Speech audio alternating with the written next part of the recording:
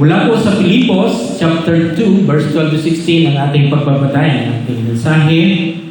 At hoping na maging lalo pang maliwanag sa atin ang kahulugan ng pagpipigil sa sarili, kaugnay siyempre sa ating relasyon sa Diyos, paglilingkod natin sa Kanya, at sa relasyon din natin sa ating kapwa. Kaya sa akin pong pagbubulay-bulay nito, ang naisip ko po na maging pamagat ng ating mensahe ng umaga ay ito. Yan. Isalabas ang isinasa loob. Yeah. Siguro, marami tayong pwedeng pag-applyan na pamagat na yan. Isalabas ang isinasa loob. Kagaya po ni Jacob, nailabas na niya ang kanyang isinasa loob. At salamat sa Diyos. May talento. Praise God. Yan. At of course, iuugnay po natin mismo sa ating yung mensahe na buhat sa salita ng Diyos. Ano ba ibig sabihin na isalabas ang isinasa loob? At marami tayong pwedeng pag-apply yan.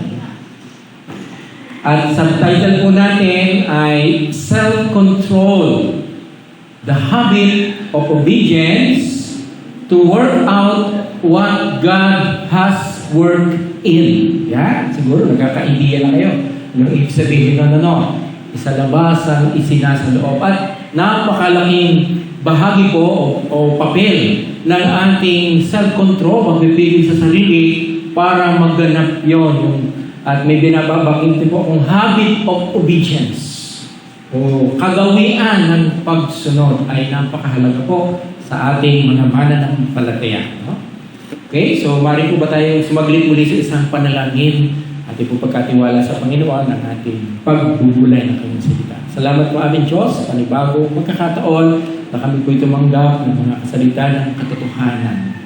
Dalangin po namin, O Diyos, na amin po maunawaan ito at tunay po na makita namin kung paano namin ito maisa sa buhay upang Ikaw ay mabigyan namin ng kaluwalhatian. Ito ay aming dalangin sa pangalan ng aming Panginoong Jesus. Amen. Okay? Yan. So, buhat po dyan, ay ito po ang ating nabuod. Una, ang bunga ng pagpipigil sa sarili ay kailangan upang makagawian natin ang pagsunod at maisabuhay ang isinasagawa ng Diyos sa ating kalooban, ang buhay ni Kristo. Sa English, we need the fruit of self-control to form the habit of obedience and to live out what God has been working inside us, the life of Christ. Okay? So, ayan po ang English version. Ang tanong ay, paano natin nga ba maisa sa buhay ang buhay ni Kristo sa atin? Of course, alam natin, ang tayo maging Kristiyano, tinanggap natin si Kristo bilang tagapagligtas at bilang Panginoon na ating susundin. So may uri ng buhay na inaasahan ng Diyos sa atin at walang iba, kundi yung buhay mismo ni Kristo. Kasi yun yung inialay niya para sa atin at ang pinaka-goal na po ng ating buhay ay unti-unting makawangis o makatulad kay Kristo sa kanyang pag-uugali, sa kanyang layunin, sa kanyang kalooban. Hindi po tayo magiging Diyos na kagaya niya. Mananatili tayong tao na kanyang pinaghaharian. Yun po. Pero yung mga katangian niya, na matagal na natin pinag-uusapan, kagaya ng bunga ng Espiritu, yung mga bunga, ayun po ang kailangan, yun po ang mga katangian ng Panginoong Kristo. So, paano ba natin nga isasabuhay ang buhay ni Kristo sa atin? Ito po ay patuloy na pagbibigay ng mga description ng buhay ni Kristo. Ano nga ba ito nakikita sa ating buhay? At buhat po dyan sa ating mga talata ay titingnan natin.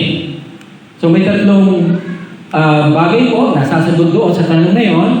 Una, maging kagawian ang pagsunod sa Diyos. Pagka sa English ay make obedience to God a habit. Gabing habit. Ano pagka sinabing habit? So, ito po ay, yung bang parang kapag ka, yung nakagawian mo ng gawin na parang hindi ka na nahihirapan, parang natural na lang sa iyo, no? Halimbawa, siguro po, consider natin halimbawa habit, no? Yung pagkain natin sa araw-araw. Sino po sa inyo ang masasabing, ay hindi po habit pastor kumain? No? Parang hindi yada, no? Dahil lahat tayo ay kumakain. So, ibig sabihin, ginagawian natin, regular, araw-araw pa nga. So, tayo, parang alam natin, at least 3 beses tayo, nakasanayan natin kumain sa araw-araw, sa umaga, tanghalian, at hapunan. Pero yung iba, may in-between pa. Yan. At may iba, may pang-midnight snack pa. So, talagang 6, hindi lang 5. Pero, kung gayon kung gayon ang ating habit din ng pagsunod sa Diyos, abay, napakaganda siguro, lalo tayo magiging, ay mabilis na makakawamis ng ating Panginoong Kristo. So, maging kagawian ang pagsunod sa Diyos. Kaya po sabi ni Apostol Pablo sa verse 12, yan, sabi niya, kaya nga, mga minamahal ko, kung paano ang inyong laging pagsunod, na hindi lamang sa harap ko, kundi bagkus pa ngayong ako'y wala, ay lubusin ninyo ang gawain ng inyong sarili pagkaligtas sa may takot at panginginig. Sa English po, sabi niya, therefore, my beloved, as you have always obeyed, not as in my presence only, but now much more in my absence, work out your own salvation with fear and trembling.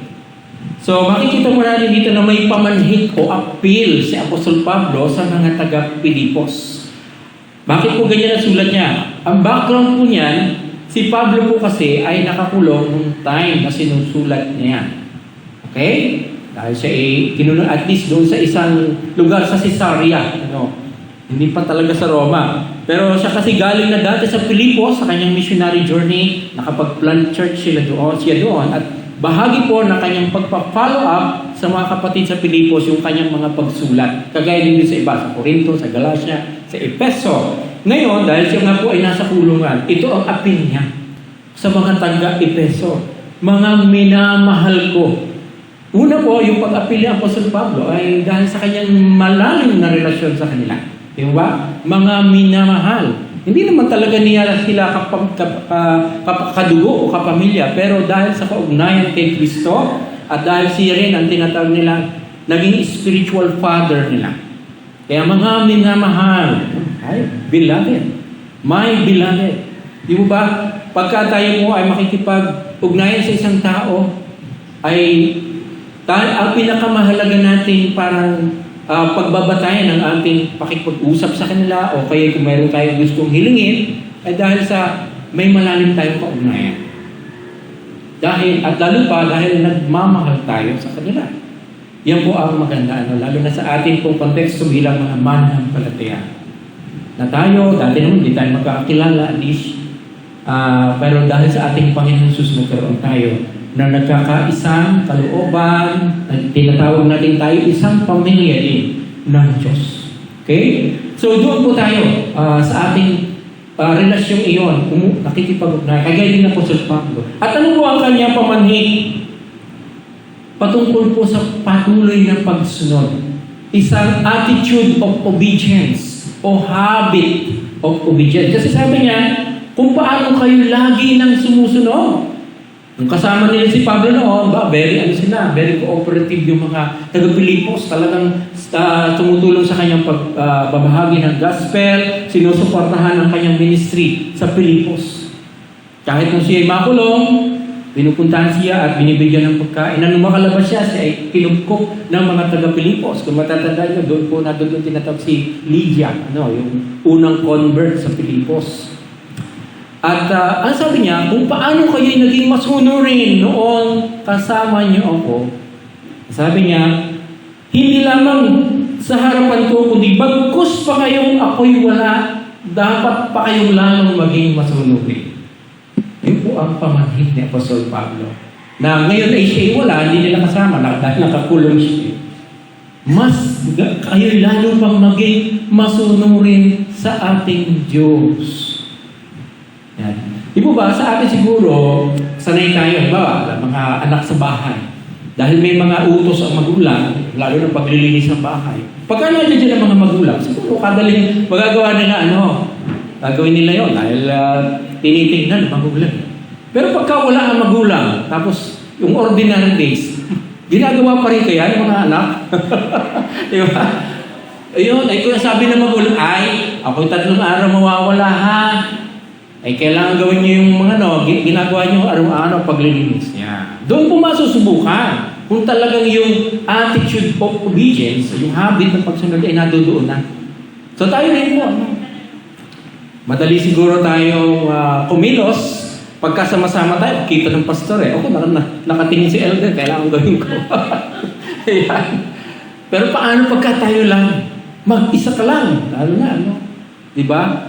Doon ko masusubukan kung talagang nasa sa kalooban mo na yung pagsunod sa Panginoon.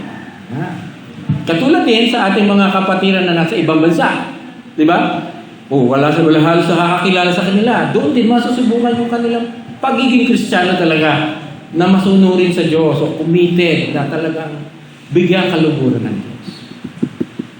Ako po ngayon, mag-isa lagi ako sa bahay. So talagang masusubukan. At talagang kailangan ng self-control para magawa yung mga gusto kong gawin. Kailangan kong maglista ng mga dapat kong gawin. Kailangan gumamit ng mga tools na magpapaalala kasi marami akong nalilimutan. So kailangan isulat, maggawa ng alarm.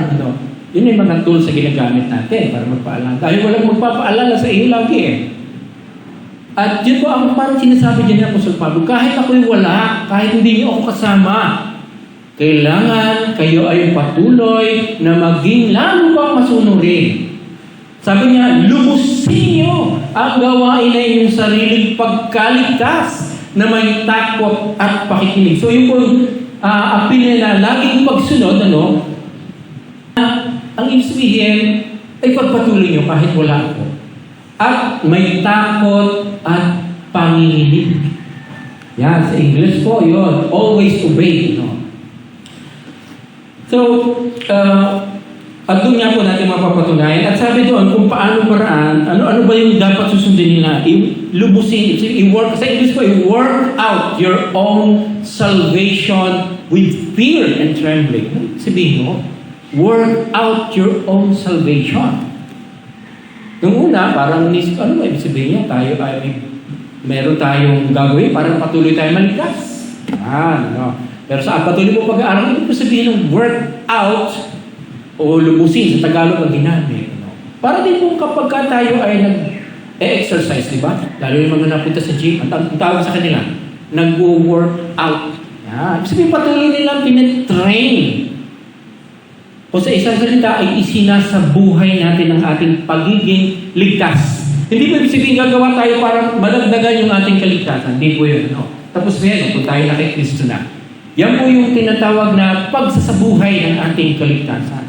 Ipamuhay nyo ang iyong buhay kay Kristo. Yung po ibig sabihin noon. At paano? With fear and trembling. May takot at panginig. Tinignan ko po sa ibang sulat ni Pablo, sa Colosas, sa Efeso. Yung pong mga salitang yon, may takot at pakikinig ay iniugnay niya kagaya ng mga alipin sa kanilang mga amo. Di ba? Yung mga alipin, kailangan sila may takot sa kanilang amo. Na pagka mag-uutos ay nadudoon nandiyan ka agad, mabilis at makikinig. Kaya nga may panginginig pa kasi anytime, ako sabihin sa kanilang amo, pwede silang parusahan, pwede silang saktan, dahil lalo na kung sila ay nabili o kaya ay galing sa giyera at sila nasakop, gano'n, pag-aari sila ng kanilang amo. Kaya pwedeng gawin ng amo nila kahit sa kanila. Kaya nadudoon yung takot at panginginig. Ngayon, tayo naman sa ating Panginoon, tayo rin naman ay matatawag na alipin ng Diyos. Pero ginagawa natin servant o lingkod ng Panginoon. Pero the same din, dahil ang Diyos po, na tumubos sa atin, siya rin ang may-ari ng ating buhay. At marapat lamang na tayo magkaroon ng takot sa Kanya. Literal din takot kasi siya ay makapangyarihan. kaya ika na ay sa isang iglap ay wakasan ang ating buhay. Pero hindi naman alam natin, higit sa lahat, ang Diyos ay nagmamahal sa atin. No? Pero yung takot mo doon is yung lubos na paggalang sa Diyos. Pagkilala na karapat dapat na si ating paglingkuran at paglingkuran ng tapat ng buong puso. Kaya may panginginig pa. Sabihin talagang hindi tayo mapapayapa kung hindi natin masunod at sinasabi sa atin ng Diyos. So maging kagawian ang pagsunod sa Diyos. Nakagaya ng isang alipin. Ang maganda, tayo alipin ng Diyos, pero para sa atin, para sa kabutihan natin, ang ipinapagawa niya sa atin. Okay? So yun po.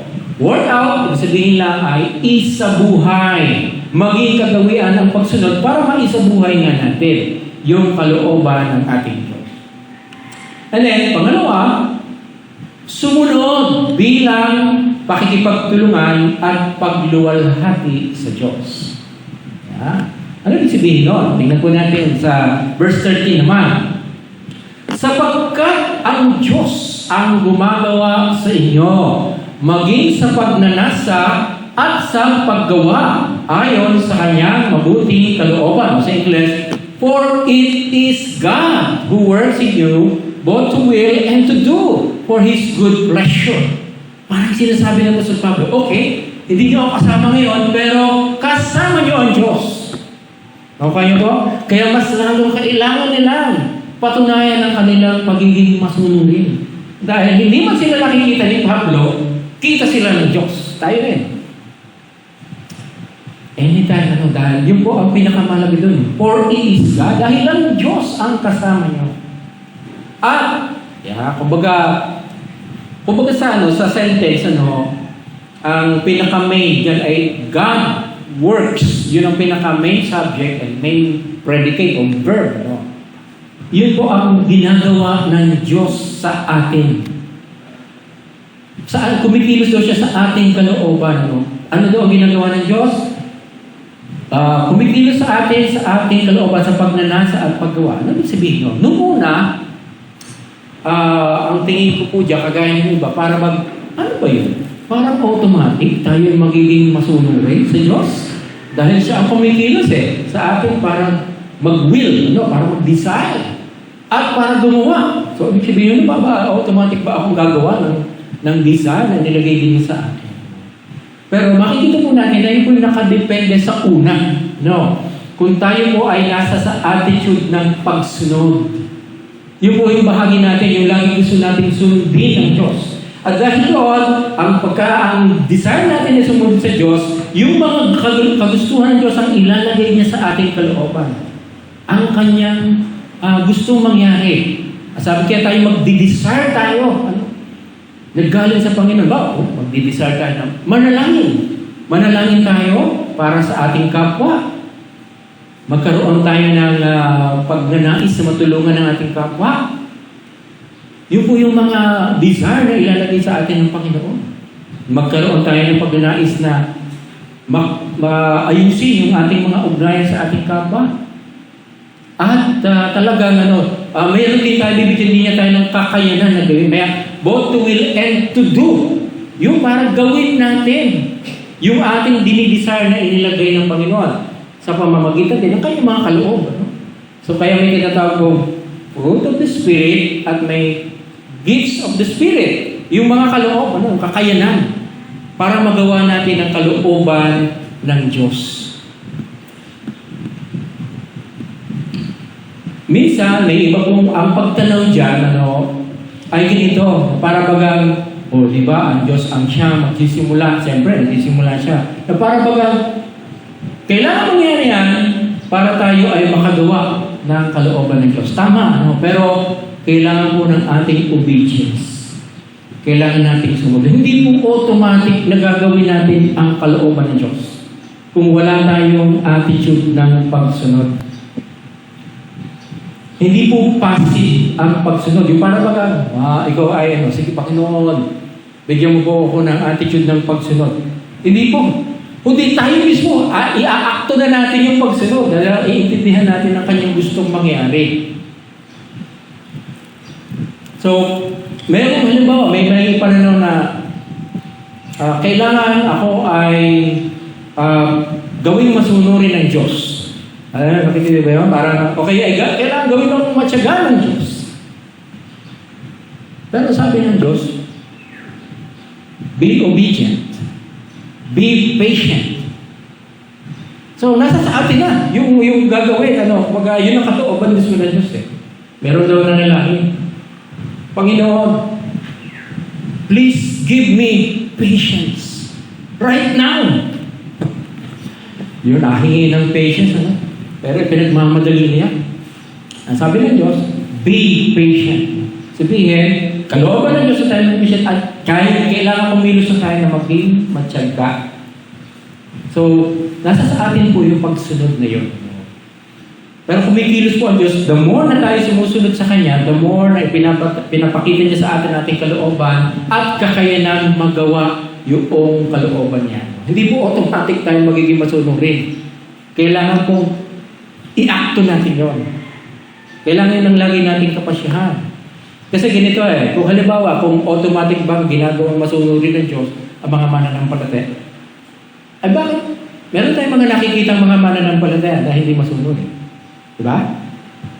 Hindi namumuhay ng ayon sa inaasahan ng Diyos. Ang ibig ko sabihin nun, hindi sila binigyan ng Diyos ng attitude ng pagiging masunurin.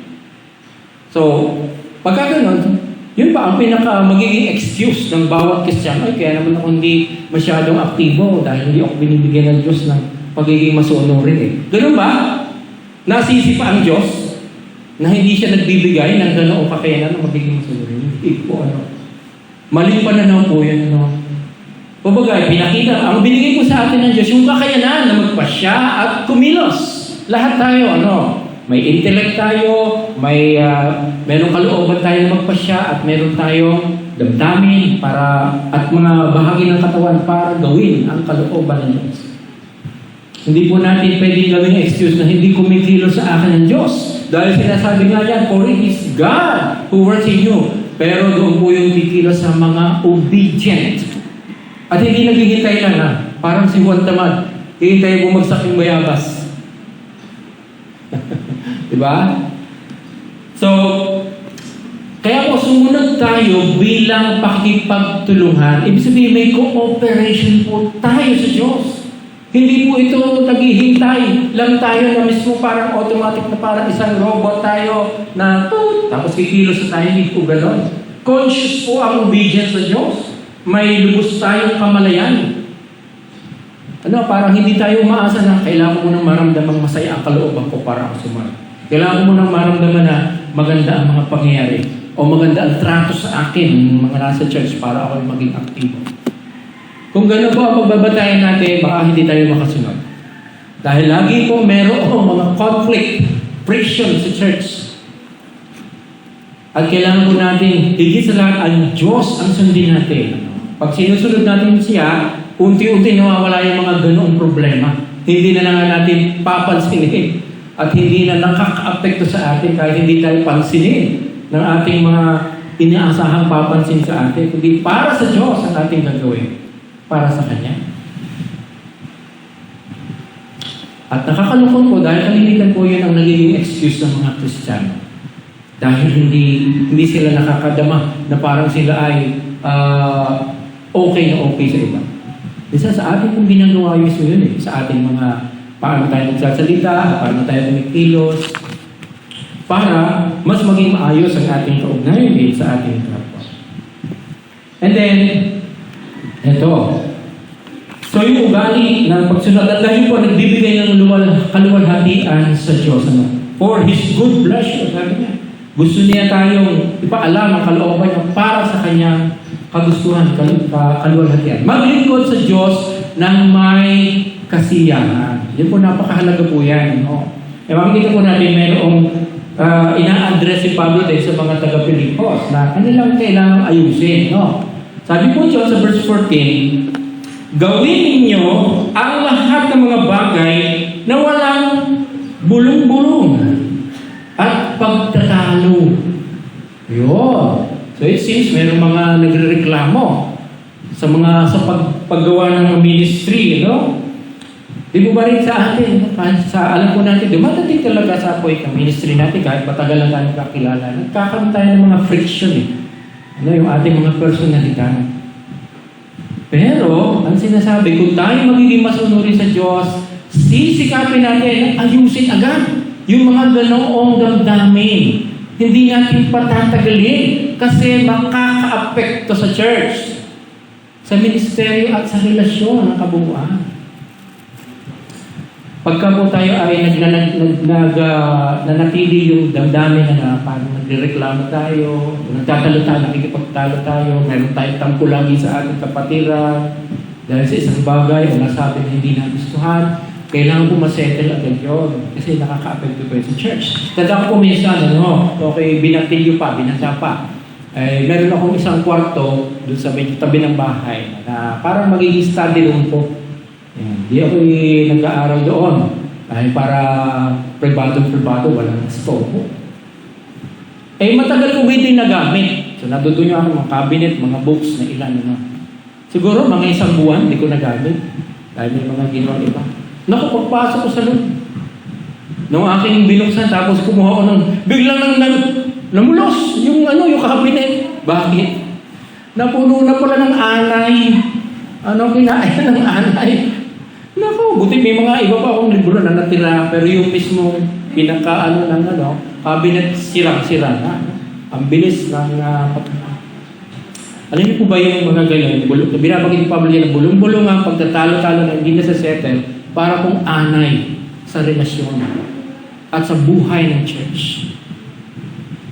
Kung magiging ganun po ang hindi agad may sasaayos, makaka-apekto po. Kaya yun sinasabi ni Pablo dyan, maglingkod kayo ng may kasiyahan. Kasi kung may kasiyahan ka sa puso, nakikita mo ay ang kagandahang loob ng Diyos, yung kanyang sakripisyo ng pagliligtas, ay hindi mo na alintana yung mga parang paminsan-minsan mga conflict ay napapagtagumpayan mo na. At hindi pinananatili At natutunan po yung ating layunin ay ang gusto ng Diyos sa mangyari, hindi lang yung gusto nating mangyari na parang tayo ang lumabas na tayo ang matuwid sa mga relasyon, na tayo ang tama. Parang ganun iniisip natin at mapapagsabihin natin ng isa't isa na hindi maganda para lang mapatunay ako ang tama, mali ka. Pagka ganun, may tama talaga tayo. Talaga may tama. Kaya nga sabi po dyan po sa Pablo, upang kayo'y, kaya kung kailangan gawin nyo, kailangan may kasiyahan tayo naglilingkod sa Diyos, iwasan yung bulong-bulungan, pagtatalo, upang kayo'y maging walang sala at walang malay, blameless and pure, Mga anak ng Diyos na walang dungis, sa gitna ng isang lahing liko at masama na sa gitna nila ay lumiliwanag kayong tulad sa mga ilaw sa sanlibutan. Para kung maging tunay ng patutuo tayo, magiliwanag tayo. At hindi po tayo patuloy na ang dala natin ay parang bigat at hindi nakakabuti sa pagsulong ng isang ministeryo. Kapag po nakikita natin sarili na gano'n, na parang lagi tayong may bigat sa mga conflicts, mga relasyon, ayun po indication na hindi pa talaga tayo lumalago sa ating relasyon sa Diyos at sa kapwa na may kailangan ayusin sa sarili para maging mas mabuti yung ating damdamin at pananaw. Pero yun po ay personal nating pananagutan. Hindi po natin iaasa na kailangan mo naman maging mabait sa akin para ako maging mabait. Hindi po mangyayari sa iyo. Ito po ay personal initiative natin na ayusin yung ating sariling kalooban na mali ang damdamin. Dahil sa Diyos po tayo mananagot. Wala pong ibang makapagbabago sa ating una ang Diyos, kundi yung sarili din natin pa siya na magpabago sa Diyos. Hindi po yung ating kapwa, hintayin muna natin magbago. Na nagpapahayag ng salita ng kabuhayan, yun po ang dapat natin na ginagawa. Sa halip ng mga salita na nakakasakit sa kapwa o nakaka-demoralize, ay yung salita ng buhay. salita ng encouragement ang ating sasabihin sa isa't isa upang may ipagkapuri ako sa kaarawan ni Kristo na hindi ako tumakbo ng walang kabuluhan na nagpagalman ng walang kabuluhan. Kung sinasabi ni Pablo, pakita niyo yan kasi para naman masabi kong hindi sayang yung aking pagmiministeryo sa inyo na talagang kayo ay natuto na hindi walang kabuluhan ang aking pagpapagal. So, alam mo ba sa puso ng mga maggawa, mga pastor, napaka-sarap mo sa naman ang marinig na kung yung mga pinagpastoran dati ay talagang kasisigla, kahababait, at talagang masigla sa gawain. Kesa sa nag-aaway-aaway, hindi natin pinagpastoran unti-unti na uubos. Yun po yung magkaibang pangyayari kapag ka po ang mga kapatiran ay hindi nagtitake responsibility sa kanilang personal na paglago at sa patuloy na paglilingkod ng may kasiyahan sa Diyos. At sa halipan na yung ibabaw yung kanilang sarili. Yun nga, pagiging makasarili. Ay, nasaktan ako, kailangan makaganti muna ako. Pagka po gano'n, hindi po si Kristo ang buhay na ating pinapakita, kundi sarili natin, lumang buhay. At may pananagutan po tayo sa Diyos. Hindi po tayo magiging masaya kung hindi natin naayusin yun, mga kaloobang yun. So, magiging maingat po tayo sa ating pagsasalita. Kasi karaniwan yun po nagiging problema sa mga relasyon. Pag hindi tayo naging maingat sa ating mga pagsalita, sikapin po natin na laging may attitude tayo ng pagrespeto sa isa't isa. Minsan, pagka napapasobra yung biruan na. Diba? Nakapagsalita ng hindi maganda, ay, joke lang. Kaya lang, nasabi niya nasaktan na. So, kailangan, pag mabago, may tama namang panahon para sa biruan. Pero minsan, pagka over-familiar na, hindi na tawag, parang masyado na kayo familiar sa isa't isa. Hindi mo alam, nililibak mo na pala. Okay, below the belt na ang iyong mga biro. Sabi sa Biblia, huwag tayo magsalita ng mga coarse jokes. Yung mga parang wala sa lugar at hindi nakatulong. Lalo na, kailangan po tayo lagi magsalita ng totoo, ng tapat sa ating kapatiran. Huwag po natin gamitin ng anumang form ng pagsisinungaling kasi form na kasinungaling hindi sa Diyos, sa diablo. Kahit pa sabihin natin, parang lang naman white lies. Pero ano po yun, doon tayo kakaproblema. Mas mabuti pa na huwag na lang tayo magsalita kung tayo magsasabi na hindi totoo. Diba? Mas mabuti huwag na lang tayo magsalita. Bawa, kumusta kasi, siya na lang tanungin mo. Kasi baka magkamali pa ako Kahit marami kang alam sa kanya, tanungin mo na lang siya. Kasi baka matukso ka pa magsalita na hindi totoo. Di ba?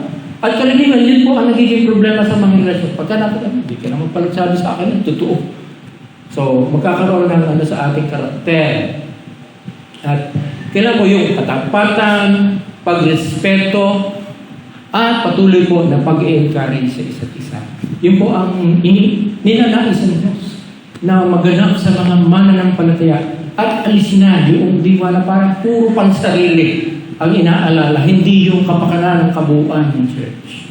At yan po ang sinasabi sa pasimula ng chapter 2 ni Apostle Pablo. Kung sino man, if anyone ay may sense of encouragement, pakikiisa sa Espiritu Santo, inyo lalo ako, sabi niya, lalo niyo akong bigyan ng kasiyahan sa magpapakalaga, kaisang kaisipan. Huwag niyong ituring na kayo nakahihigit sa kanino man. Kundi masisipin niyo na mas mahalaga ang iyong kapwa. Sabi nga, yun nga raw mas pahalagahan mo ang iyong kapwa kaysa sa iyong sarili. Dahil pagka ganun ang ginagawa natin, hindi pahalagahan tayo sa isa't isa. Minamahal natin ang isa't isa, hindi minumura. Pagka mura, para mababa ang presyo. Mamahalin natin ang isa't isa kung gano'n ang ating susunod. So yun po ang mga paalala ni Apostol Pablo. The fact is, sa chapter 4 po ng Pilipos, mababasa natin doon. Sabi niya, oy, tulungan nyo si Euodias at saka si Syntyche na magkabati na. Kasi merong existing, parehong leader po yun ng church doon. Tulungan nyo sila dahil sila ay mga nakasama ko sa aking pagpapagal sa Ebanghelyo. Ganun po niya, para pag nasasayang yung mga pinagsamahan, yung mga dati pinagpagalang sama-sama dahil lang sa hindi nasa-settle na personal conflicts. So, kailangan po natin magsikap po tayo mga kapatid. At kung isa, kailangan talaga natin ng tulong ng iba. Kung hindi natin magawa by ourselves, lumapit po tayo sa pastor, sa elder pastor, kailangan po, panalangin po natin ito. Yun po, minsan kailangan talaga yun. Pero mahalaga, una muna tayo, personal natin, magpusa tayo na ayusin yung ating mga problema sa ating kapwa o sa ating kapatiran. Kasi para naman mas, ikaw ngayon makontain, no? At mas, yun ang kalugod-lugod sa Panginoon. Pero kung talaga kailangan ng tulong yun, nandiyan naman tayo, mga ibang leader ng church para tulungan sa pag-peacemaking, bawat isa. At yun po, ako po ay laan para sa bagay na iyon, na may panalangin una, and then yung mga steps na mula sa Biblia para maisaayos. So yun po mga kapatid na. So, in summary, paano maisa sa buhay ang buhay ni Kristo sa atin? Una, maging kagawian ang pagsunod sa Diyos. Baga, yung unang message natin ay ang dapat goal mo sa bawat araw ay bigyan kaluhuran ng Diyos, diba? To glorify God, to please God. Yun din po sabihin, yun po ang paraan, maging kagawian ang pagsunod sa Diyos para malugod siya sa atin. Pangalawa, sumunod, bilang pakikipagtulungan at pagluwalhati sa Diyos. Ang idea niyan, hindi po automatic tayo magiging masunurin. Kundi kailangan natin ng attitude of obedience. No? Tayo nakikipagtulungan, parang partnership sa Diyos. Tayo, yung ating pagiging masunurin at ang Espiritu Santo na siyang kumikilos sa atin para lumabas yung mga bunga niya at yung mga gifts niya para magawa natin yung kalooban niya. And then, maglingkod sa Diyos ng may kasiyahan. Kung wala na po yung kasiyahan, pag kasiyahan po, hindi natin necessarily wala akong problema. Walang mga conflict. Hindi po, kundi yung pagkakasiyahan, kapartner po niya ng kapayapaan. Alam mo, kahit may problema, pero masaya pa rin ang kalooban ng mapayapaan. Na alam mo, ginagawa mo pa rin ang kalooban ng Diyos. Kung ano ang tama sa kanyang paningin. Dahil hindi ka pa pipigilan kahit may mga petty problems. Sa halip pa nga, ahapon ka para ayusin mo, para tumulong sa pagsasaayos ng mga problema na nakikita. So, ministeryo man, o sa sarili niyong bahay, sa inyong sarili, personal na buhay. So, yun po mga kapatid, makikita natin, ang mga binibigyan diin ni Pablo. Ngayon,